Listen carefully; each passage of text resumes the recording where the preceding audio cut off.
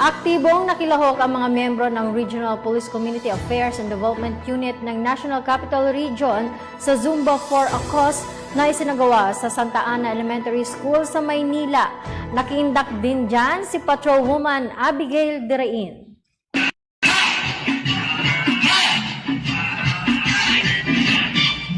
Bigay todo sa paghataw ang mga grupo ng kababaihan sa isinagawang Zumba for a Cause na ginanap sa Santa Ana Elementary School sa Maynila.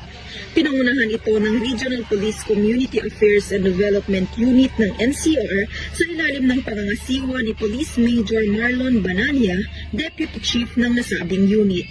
Ang proceeds ng Zumba for a Cause na ito ay mapupunta sa dalawang teachers na may cancer dito sa paaralan na ito. Nagkaroon ng dance fitness kung saan nakiindak ang mga nanay. Kasabay nito ay ang pagbibigay ng mga food packs at prizes sa mga napiling nagpakita ng talento sa pagsasayaw. Napakasaya po, nag-enjoy na kami, nakatulong pa, at may take home from PNP. Thank you! Naimbitahan naman ang ating stakeholders na nagbigay ng libreng facial at massage sa mga kananayan upang mapawi ang kanilang pagod.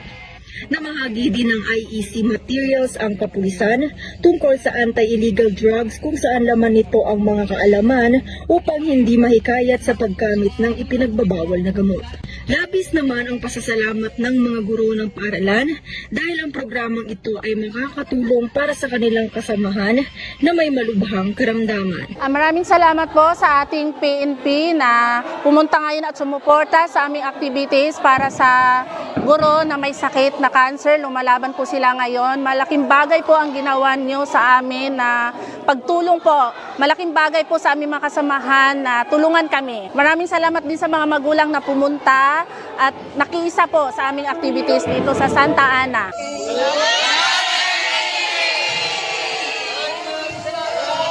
Maraming salamat sa Santa Ana Elementary School sa pag-imbita at tiwala sa amin.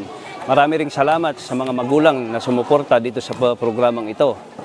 Sa mga gustong mag-imbita sa amin, puntahan lang po ang aming page, yung PKG Metro Manila.